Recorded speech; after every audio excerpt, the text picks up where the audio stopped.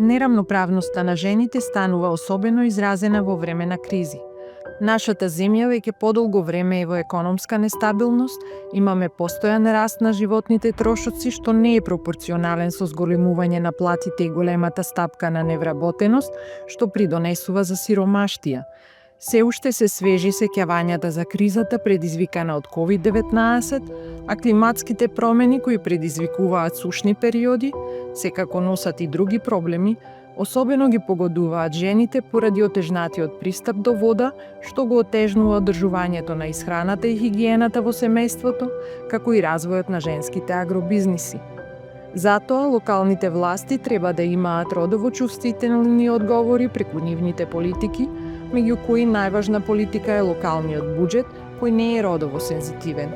Генерално не постојат родово одговорни критериуми за распределба на буџетот. Во последните 5 години Сдруженијето новинари за човекови права работи на подобрување на буџетите на општините во кои делува, а преку овој проект, заедно со партнерските организации од Виница, Дебар, Демиркапија, Дојран, Јегуновце, Кратово, Ресен и Чучер Сандево, е изработена истражувачка анализа. Со анализата се дефинирани заклучоци и препораки од кои најважни се: зголемување на учеството на жените и воопшто на граѓаните во процесите на одлучување и креирање родово сензитивни стратегии за управување со кризи, интегрирање на родовата перспектива во сите аспекти на општинското планирање и буџетирање, особено за економско зајакнување на жените во руралните средини.